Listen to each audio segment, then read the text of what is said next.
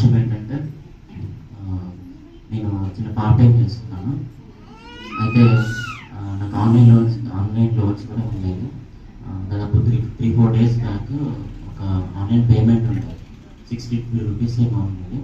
అయితే నా దగ్గర మనీ లేవు, అసలు మనీ లేకపోయేసరికి నేను ప్రార్థన చేసిన, ప్రభా మరి నీకు సిద్ధము, నా దగ్గర అయితే మనీ లేవు, సరే అది ఎంత ఇంట్రెస్ట్ అన్నా పడని, నువ్వు ఇస్తే నేను అడుగుతాను, లేకపోతే లేదు, నా దగ్గర అయితే అస్సలే లేవు అని దేవుని మీద డిపెండ్ అయ్యి ప్రార్థన చేస్తాను. దాని గురించి పట్టించుకోవడం మర్చిపోయి ఇంకా పార్ట్ టైం చేస్తున్నాను.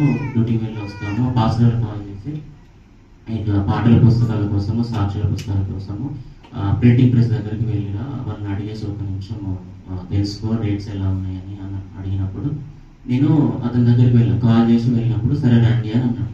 నేను వెళ్ళినాక తను అడిగిన రేట్స్ ఎలా ఉన్నాయి, 100 కాపీస్కి ఎలా అయితే, 200 కాపీస్కి ఎలా అయితే అని నేను తను అడిగినప్పుడు చెప్పిండు రేట్స్ ఎలా ఉన్నాయి అని. అంటే తను చాలాసేపు లేట్ చేస్తూ ఉన్నాడు చెప్పడానికి కూడా.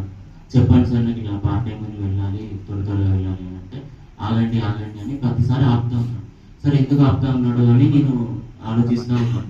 సరిగా వర్క్ మీద ఉన్నాడు అని అనుకున్నాను. తర్వాత తను కూర్చోబెట్టాడు, సోఫాలో కూర్చోబెట్టి అడుగుతాను, సాక్ష్యం ఏంటి, మీ అమ్మ నాన్న ఏం చేస్తారు అది అని అడుగుతూ ఉంటే, మా అమ్మ నాన్న ఊర్లో ఉంటారు సార్, వాళ్ళు దేవుడు నమ్ముకోలేదు, నేను ఒక్కడిని నమ్ముకున్నాను, దేవుడు ఏదైనా నడిపిస్తున్నాడు అని నేను చెప్పిన తర్వాత సాక్ష్యం అంతా పంచుకున్నాను. జీవిత సాక్ష్యం అంతా పంచుకున్న తర్వాత నీకు మనీ ఎక్కడి నుంచి వస్తాయి అని అంటే, నాకు నేను ఇట్లా పార్ట్ టైం చేస్తాను సార్, కుటుంబం మీద తక్కువ ఆధారపడతాను, దేవుడు అనే రీతిగా పోషిస్తూ ఉన్నాడు అని నేను చెప్పిన తర్వాత సరే నేను నాకు దేవుడు ప్రేరేపిస్తున్నాడు, నీకు మనీ ఇస్తాను తీసుకోవాలంటే నాకు వద్దంటే, లేదు దేవుడు నా హృదయం చెప్తున్నాడు, దేవుడు మాట్లాడుతున్నాడు తీసుకొని నా లోన్ పేమెంట్ ఎంత ఉందో దేవుడు అంతే తగినంత 750 rupees దేవుడు ఎంత కావాలో అంత ఇచ్చి ఆ లోన్ కట్టడానికి దేవుడు సహకరించిండు.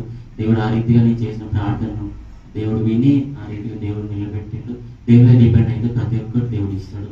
మన శక్తి మీద, బలం మీద, మన సొంత ఆలోచన మీద కాదు, కానీ దేవుడి బలం మీద మనం ఆధారపడి దేవుడు కార్యం చేస్తాడు. దేవుడు ఇచ్చిన సాక్షి దేవుడు తీర్చుకున్నాడు.